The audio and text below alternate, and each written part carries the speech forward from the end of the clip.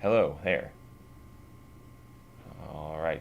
Hello, YouTube. I am glad that you are on with us tonight. I hope everything is going well for you.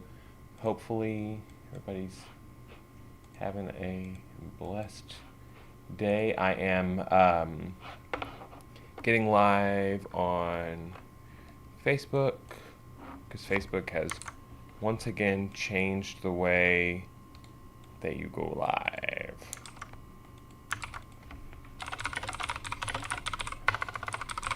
Okay.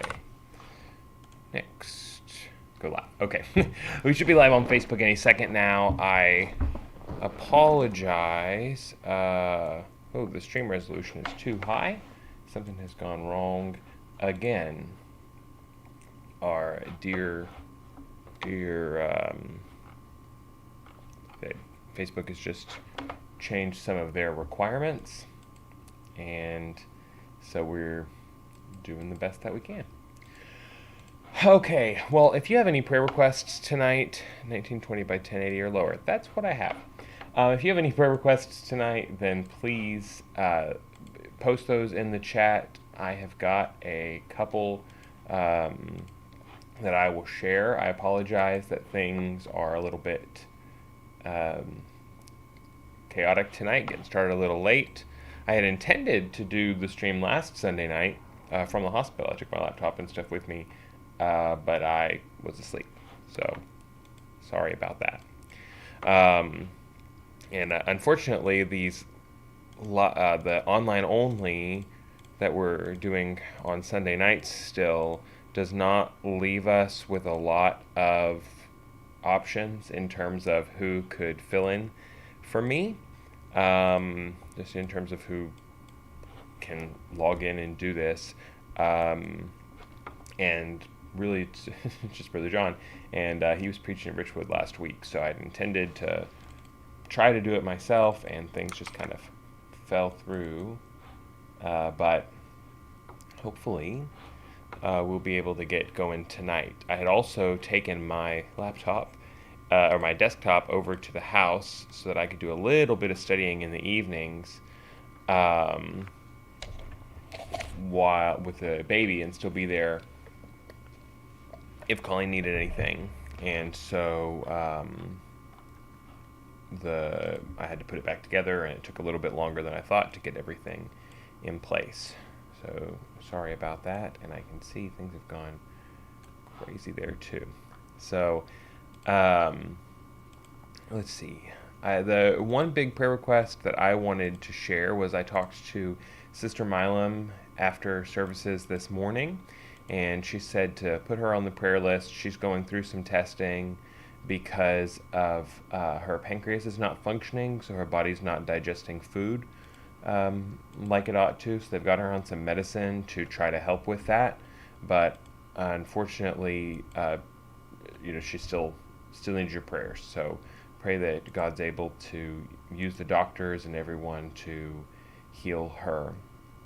Sister Susan says a friend from work will find out tomorrow if her cancer is back. So we certainly want to be praying about her. God knows the details of her situation as well. We have an employee who was visiting her family in Miami, and they were in the building that collapsed, still unaccounted for. Oh my goodness. So we want to be in prayer for that family in that whole situation, such a freak tragedy. It's a real, it's something pretty overwhelming. I think about though the fact that we talk as believers about the association between human sin as the source of all pain and death and sorrow and sickness in the world. And this is a pretty good example of that, where the sinfulness of these people, of the people that were supposed to take care of that facility, led to so many deaths. And so we see that sometimes sin directly causes harm, but that we live in a world that has storms and disease and death because of the fall in the first place. And so we look forward to the day where there's no more sorrow, nor crying, nor any more pain. The former things will all pass away. So we just be in prayer for that. Good to see you on here, Sister Judy. As I mentioned, do keep her in your prayers with doctors checking her out. As Brother Gary mentioned last Wednesday for me, and as I think I mentioned at some point too since then, be in prayer for Sister Rosemary Dan as well. She's not doing well. If you have a chance to reach out to her, I'm sure that she would appreciate that. I understand that Brother Paul went and had a good visit with them last week, but I'm sure that if you gave them a call, that would be a blessing to them. And so she has some outside help right now because her COPD has continued to decline, and I know that they would be blessed by your prayers and your support. So if you're able to reach out to them, I know they would appreciate that too. Okay, let's see. There are other prayer requests tonight. Good to see you, Aunt Rhonda. Continuing to pray for the health situation you have going on as well. I apologize too that the stream this morning was such a mess. That I just didn't get in there and double check anything before we got started. I tried to upload the completed video to YouTube, and it says it's still processing. So I don't know if something went wrong with the upload. I'm going to have to go over to the computer in the auditorium and take a look and see if I can figure out what is going on with that. So hopefully soon, though, we'll be able to get the completed video from this morning's service all in one place. I thought that it was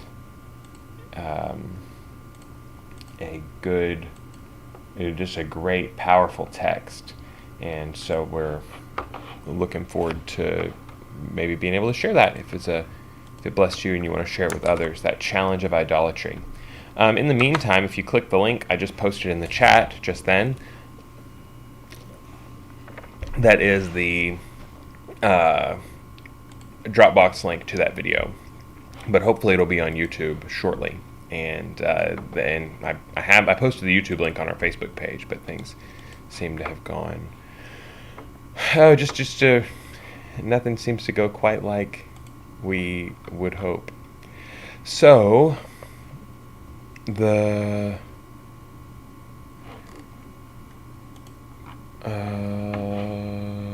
there are no more prayer requests, then we will pray and go ahead and get started. Do continue to pray for Brother Paul Cleveland. I have not heard from him today. I meant to reach out to him and see how he's doing. I know he was sick yesterday and was trying to take care of his brother today, so prayerfully everything will turn out okay with that. Okay. Sister Susan said, had a good long visit with the Flores this past week. So Colonial Oaks can now have visitors. You have to schedule the visit, have proof of vaccination, and a mask. Okay, so if you can supply all those things and you like to go visit them, I know that would be a blessing to them. Thank you for letting me know that, Sister Susan. I didn't know that they had transitioned there. I guess I've got to find my vaccine card somewhere. And so thank you very much. I'm glad to hear that. Continue to pray for them. Of course, this has been a lot of transitions for them in a year that has had a lot of transitions for everyone. So we want to remember them as well. Okay. Any other prayer requests? Anything else going on that we want to lift up together? I'm not seeing any. So let's open up in a word of prayer, and then we will get started. Heavenly Father God, I thank you for this day. I thank you for the blessings that you give us, for the good services we had this morning, for the people that you brought here, Lord, for the fact that we can be broken free from our idols, that if the Son sets us free, we're free indeed. And I pray, Father, that all the idols that we are so easily tempted to give into, that you would help us to see their futility, their weakness, and to trust in your power and your power alone. God, I ask that even tonight, as we open up your word and as we think about this idolatry in the future, that we would not be deceived by the things that deceive others, that we would place our trust in you and you alone. I ask, God, that you'd be with these in Florida, especially this coworker of Brother Gary's, that you'd be with Sister Susan's coworker with the test results coming back, that you'd be with Sister Milam, God, and help the doctors to figure out what needs to go on with her pancreas to allow her body to get the nutrition that it needs. I ask, Father, that you'd be with Sister Rosemary Dan, that you would watch over her and bring her family comfort and peace during this time. I ask, God, too, that you would be with the sister churches that are heavy on my heart, that are going through difficult times, times of leadership failure, times of division within the church, financial difficulties. God, it weighs heavy. We know that they're your churches and that you're the ones who are responsible for them, who will care for them.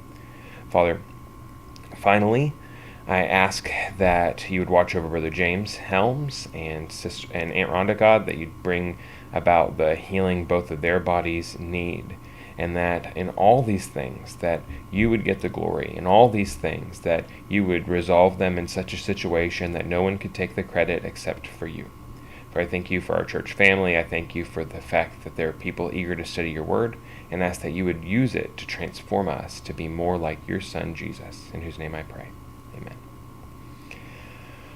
All right, beloved, we are going to get rolling then. In Revelation chapter 13. I know it's been a little while and since we've been together, but I think hopefully we'll be able to find our place in our minds pretty quickly. Let me get this transitioned over here. Sorry, like I said, I had everything kind of moved over. Okay. And no video. That's probably better for everybody anyway.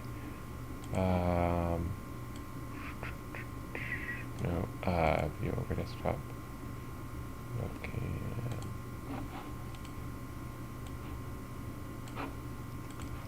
Here we are. Again, I do apologize. I've got cufflinks on now, though, and a belt. I got dressed. But obviously not quite at peak performance. Okay, so Revelation chapter 13. Just to remind you, here we are in the middle of this scene in heaven where the main timeline of Revelation has been broken to show the birth of Christ and Satan's attempt to conquer him, but he's swept up to heaven. This war in heaven between Michael, the archangel of Israel, the angel who's over the nation of Israel, and then Satan rebelling and drawing a third of the angels with him, who comes down to deceive the whole world. He knows that his time is short, and so he lashes out.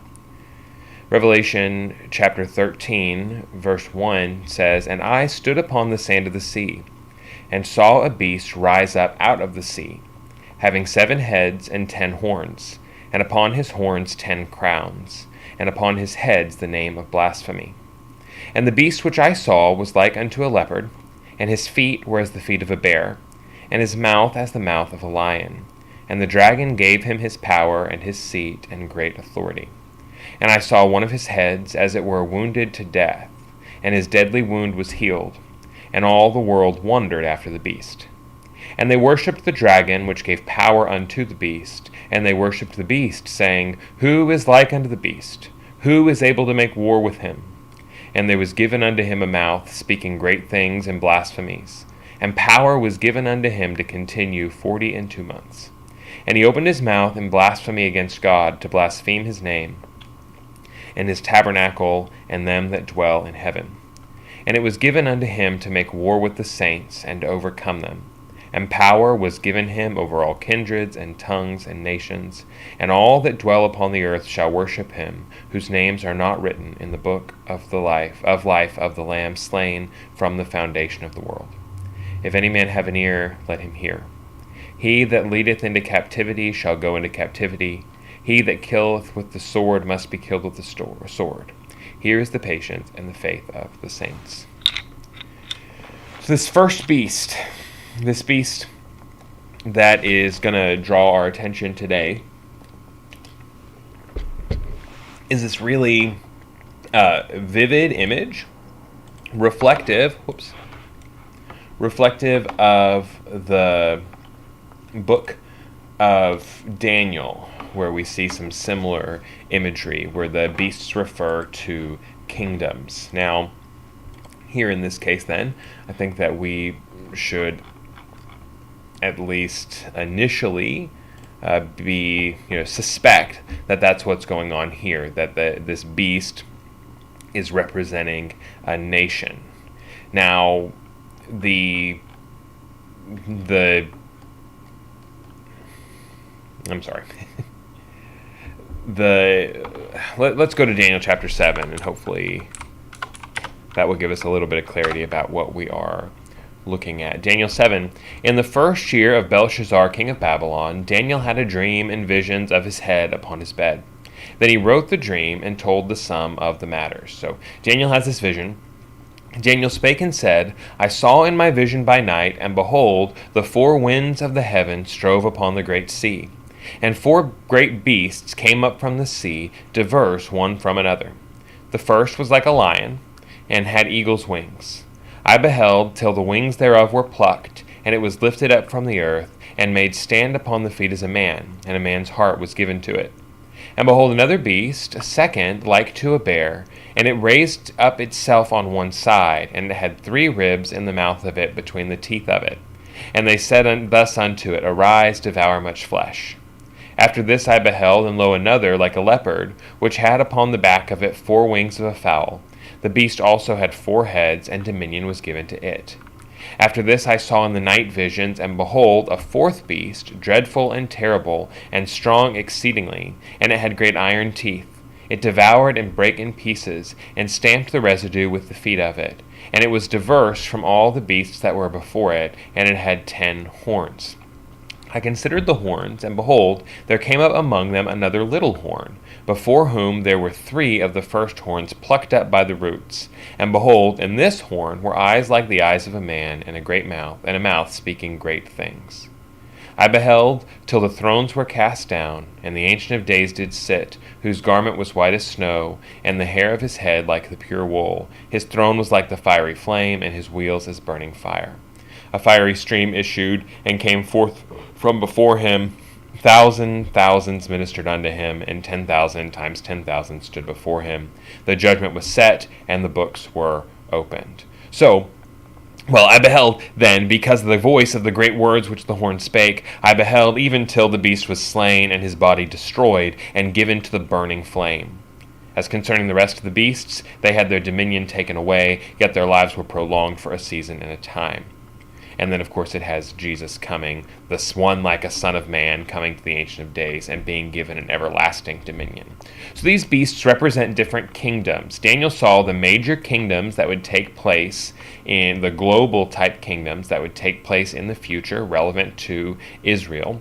And then the 4th one, different than the others, is the one that is brought up again in Revelation. This one is a unique beast that is, it says diverse from all the beasts that were before it. It's a different kind of kingdom, and it had 10 horns. These horns each are going to represent a ruler, because look, one of the horns, it's speaking, right?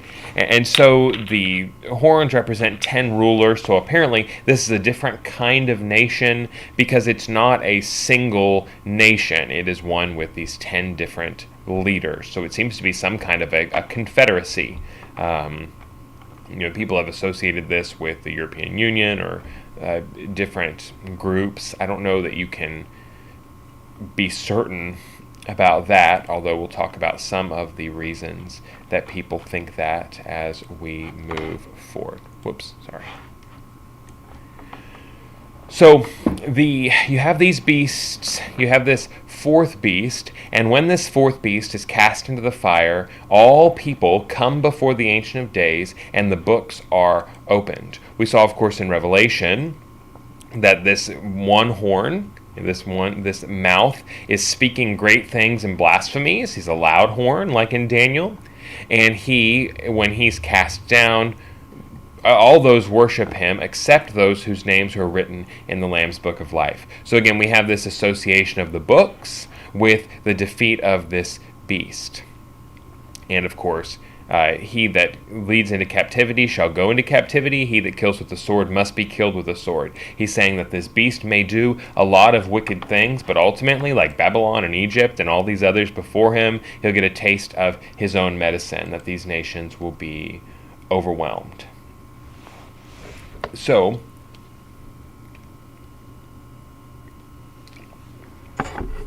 there are two beasts.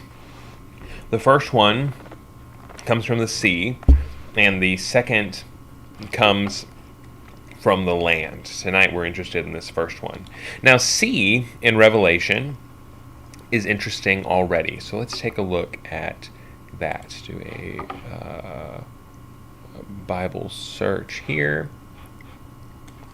And so this is, of course, I mentioned before, you could do this at home if you have Bible software, or with a concordance.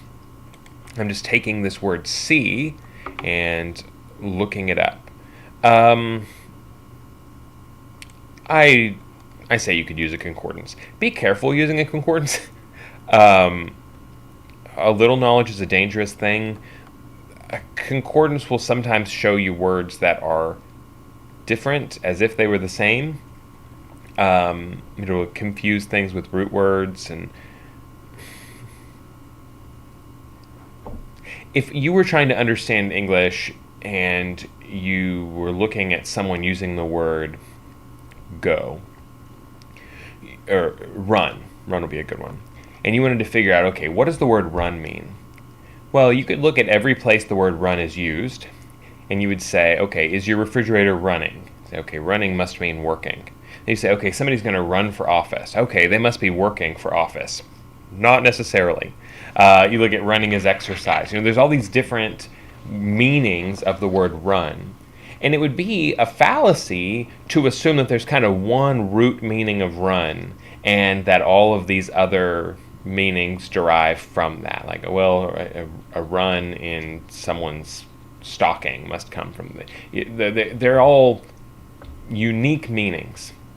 And so if you collapse them, then you will get something, you get a misunderstanding. Now let's say you looked at the word lead, L-E-A-D. You might look that word up, and you'll find out that lead is an element, Pb, it's poisonous. But if you don't actually know the language, then you won't know that lead and lead are two different words, and even though they're spelled the same. And so I'm not saying not to do those things. I think word studies are a helpful way to study, but like Strong's Concordance does not always distinguish between lead and lead. Obviously talking about Greek and Hebrew words. So just if you discover something doing that kind of a study that you've never heard before or never seen anybody else say before, then maybe follow up before you revise 2,000 years of Christian theology. So this word sea, though, that is interesting. And sea is a relatively straightforward word. It can mean lake, it can mean sea, it can mean ocean. It's a body of water. So we of course have the crystal sea in Revelation 4, and then Revelation 5, this literal use of sea. I'm going to see if I can't. There's an example right there. See if I can't. Homonym, homophone. That's a homophone. You have these literal uses of the sea here. What's interesting, though, is in Revelation 10, you had the angel with the little book, one foot on the sea and the other foot on the land. The angel stood on the sea and upon the land and lifted up his hand to heaven. Here's this beast coming from the sea in Revelation 12:12. Rejoice, ye heavens, and ye that dwell in them. Woe to the inhabitants of the earth and of the sea. That's interesting. What do we mean, inhabitants of the sea? So that might start to get us an idea that maybe things are not quite just always referring to the literal sea. Again, the sea of glass in 15:2. He poured his vial out upon the sea. Then you have some stuff that I think is literal, like the sea giving up the dead that are in it. Revelation 28. Not that helpful either. New heavens and new earth, the first heaven and first earth were passed away, and there was no more sea. So we start to at least get some sense that the sea can mean the literal water, or it apparently means like where people dwell, where some people live. And so if my mind were working properly, I would show you that sea is often used to refer to the Gentile nations. So land and earth are the same word. So the Israelites inherit the land. And so the land often refers to the nation of Israel, while the sea refers to the Gentiles. And so you could look at that and say, okay, maybe this beast rising up out of the sea means that he comes from the Gentile nations, while the second beast coming up from the land would be someone within the nation of Israel. And it's certainly interesting. We'll have more to say about that when we talk about the second beast in next week. So this beast then, I stood upon the sand of the sea. I saw a beast rise up out of the sea. He's got 7 heads and 10 horns, and upon his horns 10 crowns, and upon his heads the name of blasphemy. So the name of blasphemy is interesting. It's actually literally it's plural, and I think if you have a King James, it'll say names in the margin as another possible translation. They didn't know if it should be name or names, and so they translated it plural. They translated it singular and then put plural in the margin. The reason it might be singular is because it's heads, and so maybe the reason the word names is plural in Greek is that the same name is written on each head. Or maybe it's referring to multiple. I don't know, and I don't think it's actually very important. What we're talking about is that these are labeled with blasphemy, right? Remember the 144,000 were sealed on their heads, that the name of God was written on their heads? These are people who were marked out as belonging to God. Here, this beast, what's written on him, what is his identity, is that he is God. Remember, we talked about Caesar Augustus put on the coins that he was the son of God. Today, the Chinese Communist Party, the North Korea, the Kim dynasty, claim to be absolute rulers. That is blasphemy. That is what this beast will do. This beast will claim absolute divine authority. And the beast which I saw was like a leopard, and his feet were as the feet of a bear, and his mouth as the mouth of a lion. So what is going on here? I don't want to get too caught in the weeds, because I've told you before, I think that sometimes we can get really confident of our interpretations of all the details and miss the big picture. So to understand what's going on here, though, we need to see that this beast is actually going to come back again in Revelation 17. He says, there came one of the 7 angels which had the 7 vials, and talked with me, saying unto me, Come hither, I will show unto thee the judgment of the great whore that sitteth upon many waters. Okay, so again, we get this idea. Maybe waters here is more than just literal water. Maybe she sits over the nations. With whom the kings of the earth have committed fornication, and the inhabitants of the earth have been made drunk with the wine of her fornication. So he carried me away in the spirit into the wilderness, and I saw a woman sit upon a scarlet-colored beast, full of names of blasphemy, having 7 heads and 10 horns. Okay, so here's the same beast, 7 heads and 10 horns. And this woman is riding on it. And the woman was arrayed in purple and scarlet color, and decked with gold and precious stones and pearls, having a golden cup in her hand, full of abominations and filthiness of her fornication. and upon her forehead was a name written, Mystery, Babylon the Great, the mother of harlots and abominations of the earth. So here's this woman. She's described as a whore. She's the mother of harlots. She is Babylon. That is, she represents the religious spirit of the age that began at Babel, was represented in the Babylonian exile. It's the world system. It's the kind of theology, I'm going to reach my way up to God. She stands, of course, in contrast to the bride of Christ, right? You have the pure bride dressed in white versus this harlot dressed in scarlet. And so this woman is riding on the beast. So you kind of have this fusion of the religious system and the political system. She's riding on the beast. And I saw the woman drunken with the blood of the saints and with the blood of the martyrs of Jesus. And when I saw her, I wondered with great admiration. And the angel said unto me, Wherefore didst thou marvel?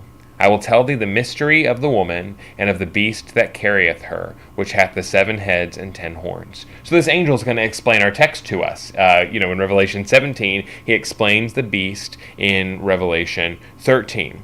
He says, The beast that thou sawest was and is not, and shall ascend out of the bottomless pit, and go into perdition. And they that dwell on the earth shall wonder, whose names were not written in the book of life from the foundation of the world, when they behold the beast that was, and is not, and yet is. So this beast, he was, he's not, and then he is again. Okay, so Jesus Christ, the same yesterday, today, and forever, the one who is, and was, and is to come, right? Uninterrupted for eternity.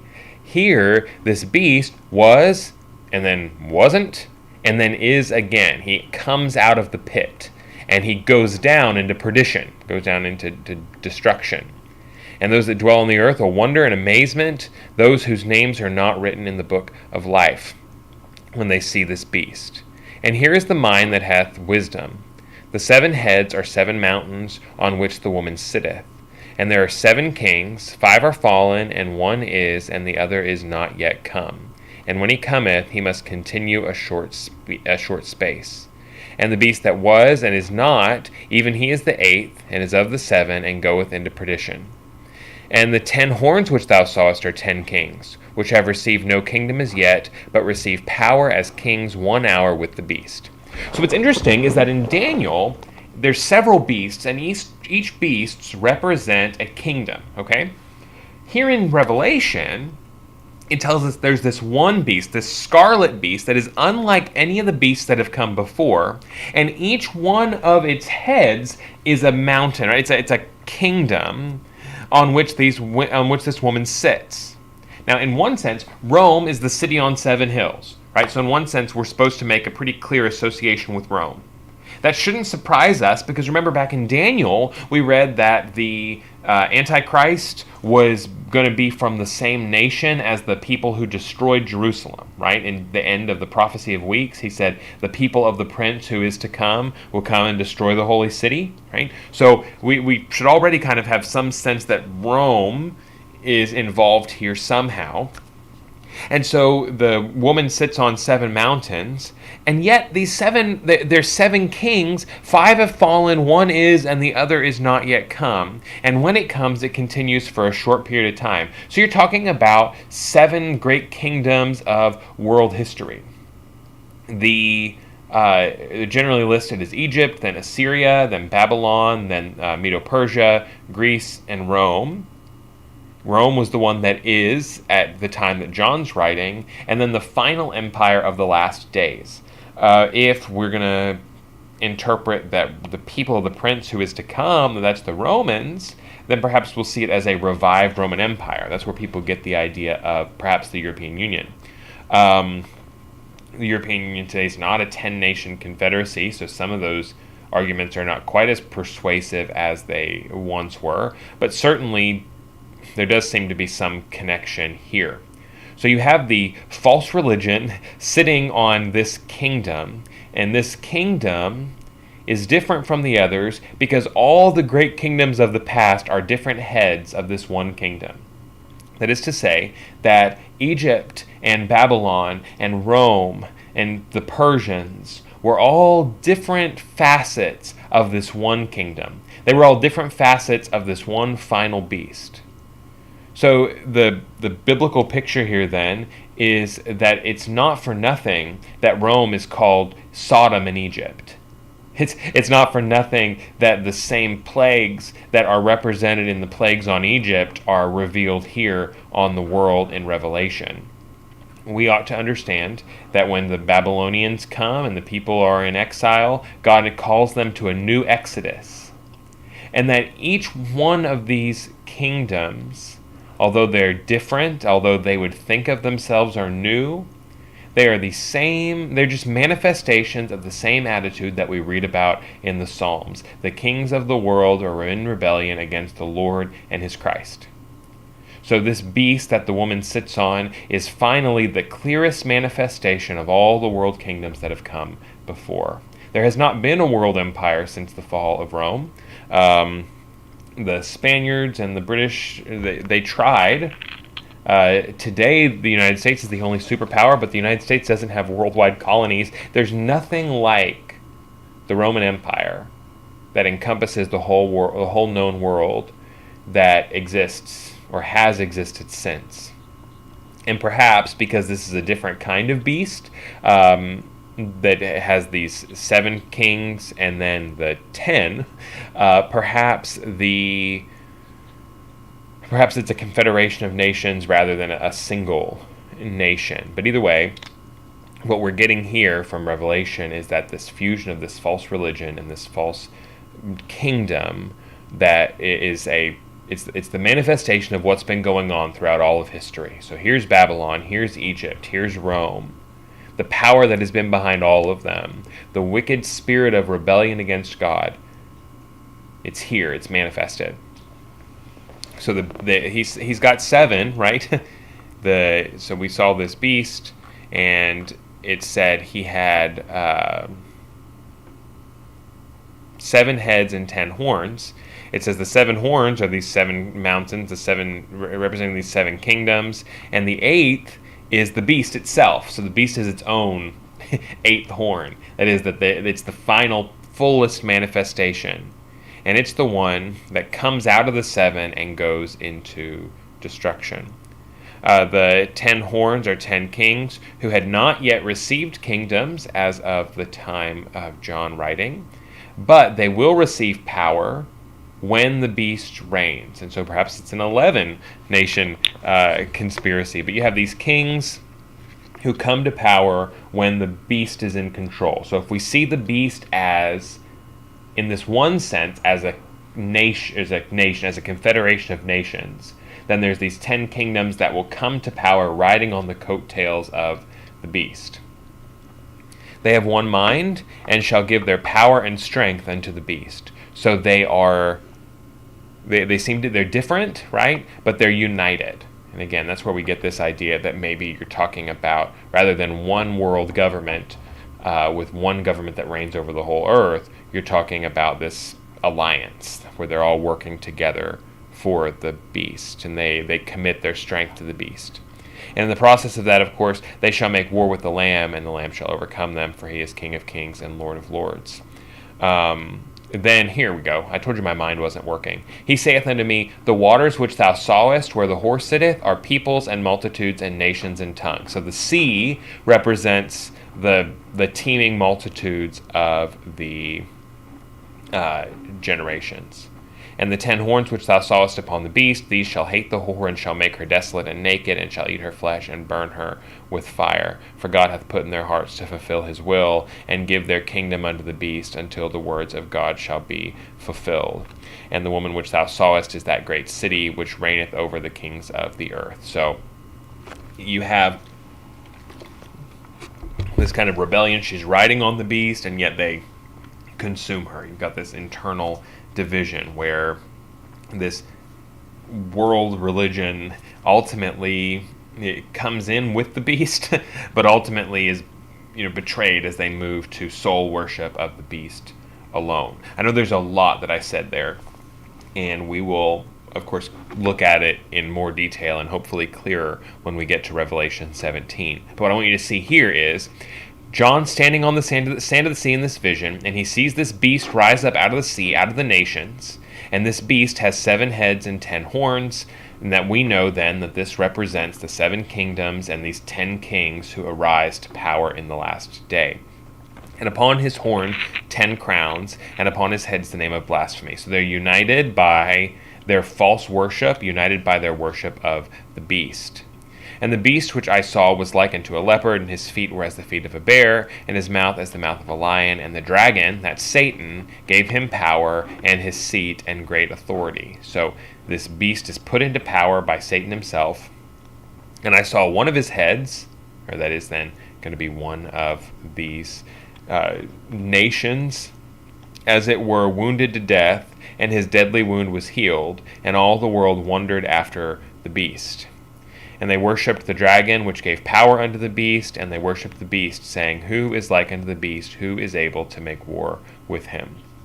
So now, well, let me read this next verse, and then I'm going to come back, because I assume you're going to have a question about what I just read, compared with what I said.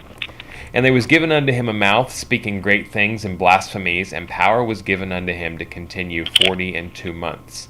And he opened his mouth in blasphemy against God, to blaspheme his name, and his tabernacle, and them that dwell in heaven. And it was given unto him to make war with the saints, and to overcome them. And power was given him over all kindreds, and all tongues, and nations. And all that dwell upon the earth shall worship him. So they're worshiping Satan, and they're worshiping the beast. And this beast is speaking names of blasphemy. And so I think we see that the beast is, in one sense, I think it's very hard to deny with chapter 17, the place that the beast is a nation. And yet here it also sort of seems like the beast is being described as an individual, right? He says in verse 14, he deceives them that dwell on the earth by means of those miracles which he had power to do in the sight of the beast, saying to them that dwell on the earth that they should make an image to the beast, which had the wound by a sword and did live.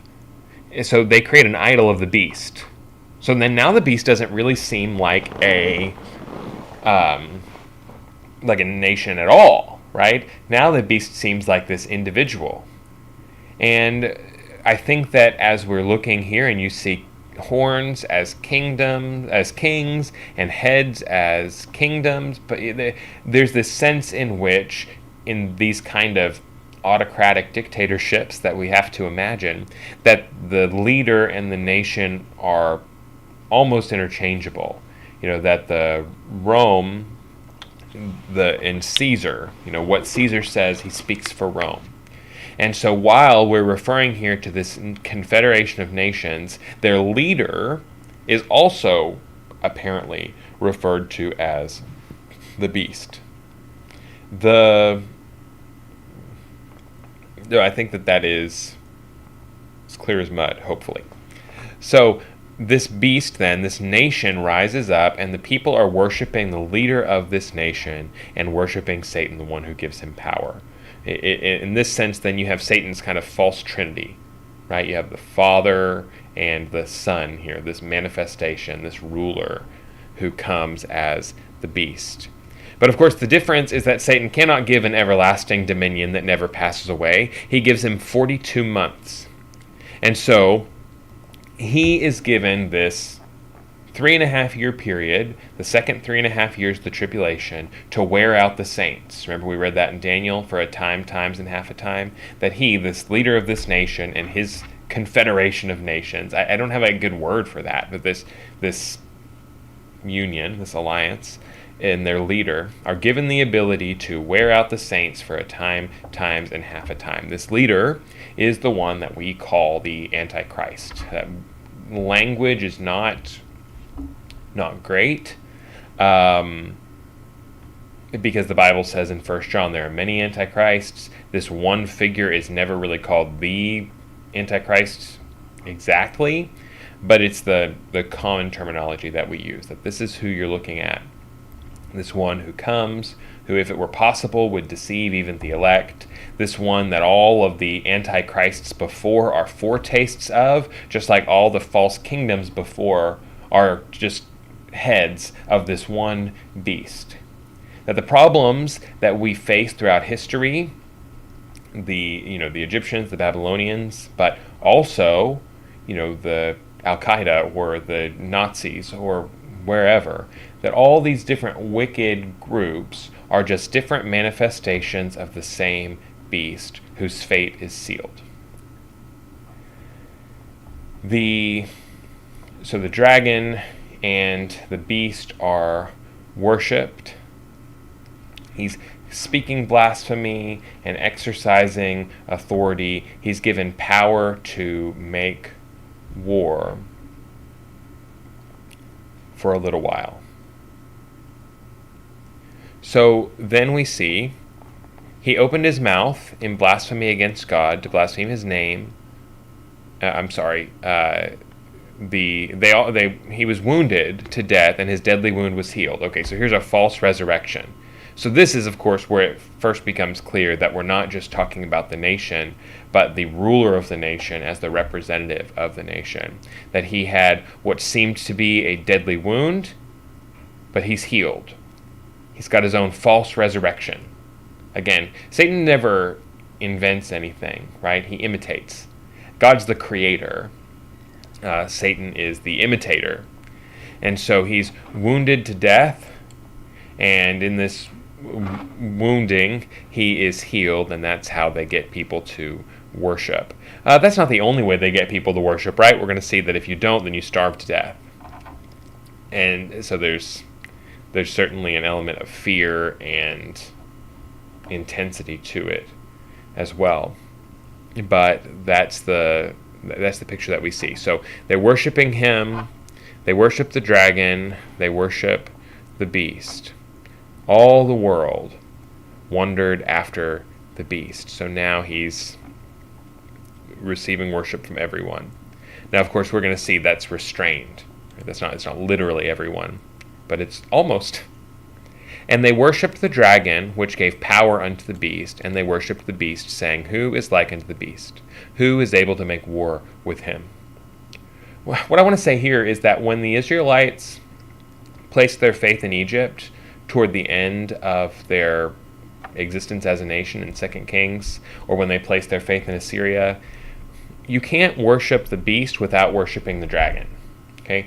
All those idols we talked about this morning, whether the literal ones, Baal and Asherah, or whether the ones that are more modern, money and love and respect and power, love in a worldly sense, all those things, you cannot worship those things without worshiping Satan, right? It's different horns, different heads of the same beast.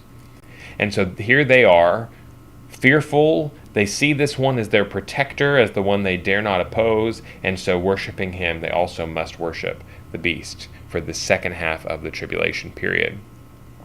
Remember, this is then where they've been worshiping Satan this whole time, where we said the judgment on idolatry in Romans 1 is God says, okay, have your idols. Here, remember we said that at the beginning of the tribulation, the 7 seals seem to be humanity unleashed. The 7 trumpets seem to be demonic power unrestrained, and then the 7 bowls are God's wrath unrestrained.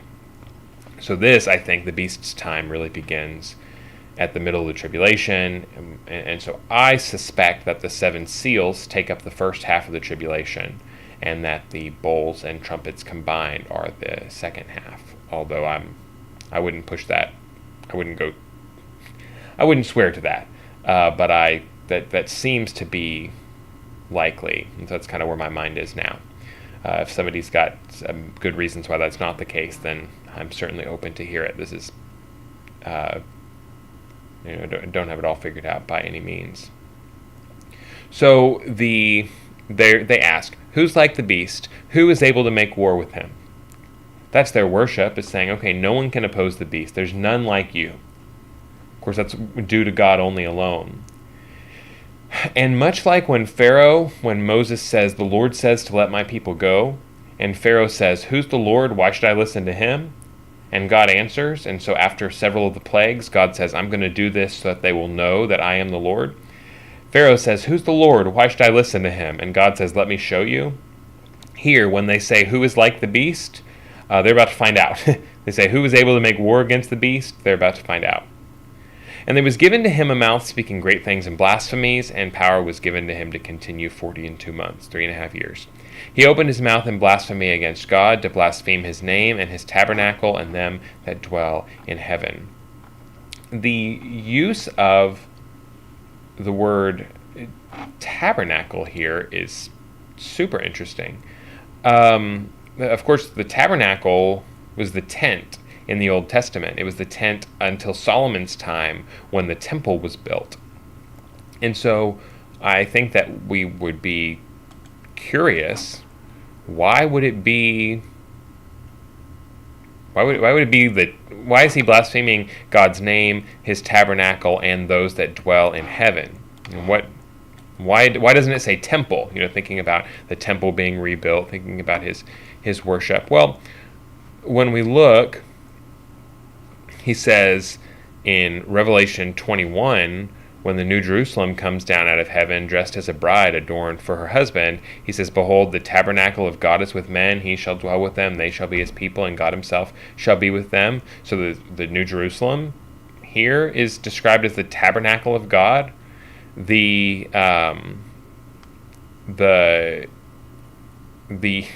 Revelation 15:5 is really interesting. It's, after that I looked, and behold, the temple of the tabernacle of the testimony in heaven was opened. And so here we have the tabernacle here.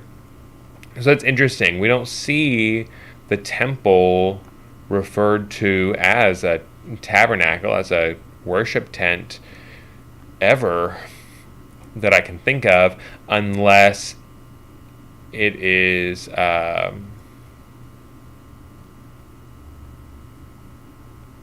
well, at the end of Hebrews, he says, we have a right to eat of the food that they that serve the tabernacle have no right to eat. But I think there he's been talking about the actual tabernacle.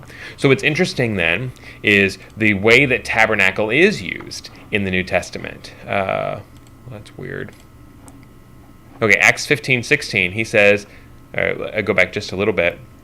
After they held their peace, this is the Council of Jerusalem, where they're agreeing that Gentiles don't need to become Jews. It's the first association meeting in the Bible, and they're studying this together. James answered, saying, Men and brethren, hearken unto me, listen up.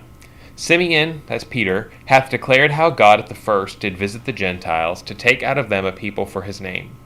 And to this agree the words of the prophets, as it is written, After this I will return, and will build again the tabernacle of David, which is fallen down.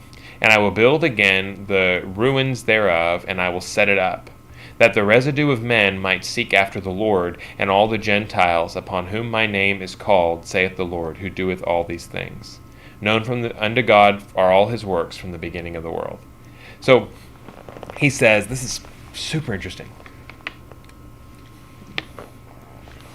He says, I'm going to come again, and this is in Amos 9. He says, I'm going to come again, and when I do, I'm going to restore the tabernacle of David that has fallen, and I'm going to fix it. Now, does this mean, is this talking about the temple being rebuilt, and now it's being called the tabernacle? Well, that doesn't make any sense. The tabernacle is of Moses, and the temple is of Solomon. There's no physical tabernacle built by David. That was a big deal, remember. What is the tabernacle of David? Well, you remember when David asked if he could make a house, God said, no, you will not build a house for me. I will build a house for you. And when God said that, God didn't mean he was going to build David a palace. He was making a pun, a play on words there.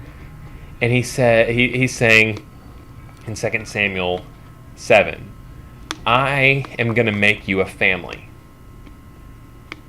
And so in the context of Acts, God says, look, I'm going to come, and the family of David that's fallen down, I will build again the ruins thereof, and I will set it up, that the residue of men, that the faithful remnant might seek after the Lord, and all the Gentiles upon whom my name is called, saith the Lord, who doeth all these things. He says, I'm going to rebuild the tabernacle of David, rebuild the family of David that had fallen. Of course, from the time of the destruction of Jerusalem to the time with Zedekiah to the time of Jesus' coming, the house of David, the tabernacle of David had fallen. They did not reign. But Jesus took up his throne again so that the faithful remnant might turn to the Lord and all the Gentiles. This was God's plan the whole time. And James interprets Amos in that way. He says that, yes, he was going to bring out the Gentiles. And we see that here even. In Amos, he says, all sinners of my people shall die by the sword, which say the evil shall not overtake us nor prevent us. It says the wicked Israelites who don't believe that they'll face judgment will face judgment. He says but the faithful remnant will stand. He says, in that day will I raise up the tabernacle of David that has fallen and close up the breaches thereof. I'm going to fix it. And I will raise up his ruins, and I will build it as in the days of old, that they may possess the remnant of Edom and of all the heathen, which are called by my name, saith the Lord that doeth this. Heathen, of course, being Gentile. Behold, the day comes, saith the Lord, that the plowman shall overtake the reaper, and the treader of grapes him that soweth seed. And the mountains shall drip sweet wine, and all the hills shall melt. And I will bring again the captivity of my people Israel. And they shall build the waste cities, and inhabit them, and they shall plant vineyards, and drink the wine thereof. They shall also make gardens, and eat the fruit thereof. And I will plant them upon their land, and they shall no more be pulled up out of their land, which I have given them, saith the Lord God. Now, friends, this is no coincidence. Did you notice the similarities in the language here? It says Israel will never be plucked up, but of course the horns of the beast were plucked up. He says that they will be in their land. He says that they're going to be blessed, so the plowman will not finish plowing. Because he's overtaken, that he overtakes the reaper. There's such an abundance. The treader of grapes will catch up to the one who's sowing seed. It's growing so fast and going so well. He's saying, look, everything, all the hills will melt. Oh, it's already 7 o'clock. Okay, so here we have this idea then that the tabernacle of David is the family of David. And so in here in Amos, when he's talking about that, he's saying, they're going to plant these vineyards. They're going to possess the nations. The wicked will be judged, but the righteous will stay. That's really exactly what's going on here. And in fact, he says, when he's talking about judging the wicked, he says I will destroy the eyes of the Lord are upon the sinful kingdom, and I will destroy it from the face of the earth, saying that I will not utterly destroy the house of Jacob, saving that I will not utterly destroy the house of Jacob, saith the Lord. So I'm going to show mercy to them. Going to have this separating corn, yet you don't drop the least grain. I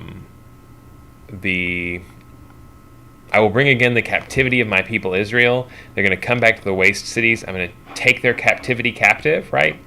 Doesn't that sound very much like here that he that leadeth into captivity shall go into captivity? He that killeth with the sword must be killed with the sword. Here's this fullness of that will happen at the end of the tribulation period when all Israel shall be saved. There's one more thought in that. Hebrews uh,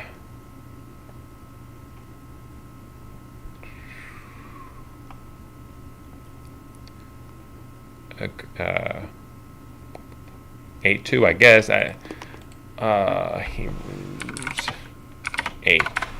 So now the things which are spoken, this is the sum. We have such a high priest who is set on the right hand of the throne of the majesty in heavens, a minister of the sanctuary and of the true tabernacle which the Lord pitched and not man. For every high priest is ordained to offer gifts and sacrifices.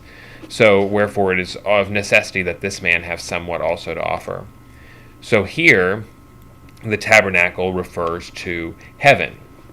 And so when we look at the beast and he is blaspheming the name of the Lord and his tabernacle and them that dwell in heaven, I think that there are two possible interpretations then from the way the word tabernacle is used here. It could refer to David's descendants, maybe blaspheming the name of God and Jesus as his tabernacle and them that dwell in heaven.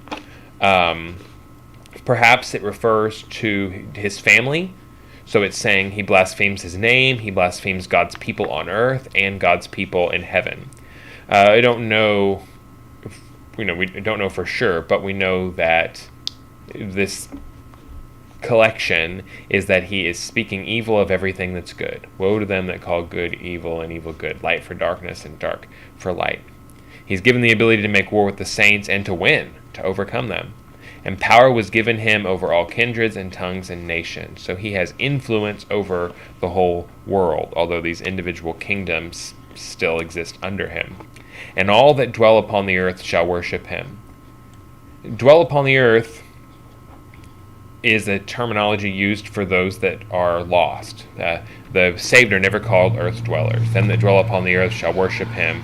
That is, those whose names are not written in the book of life of the Lamb slain from the foundation of the world. Those who are not saved worship him.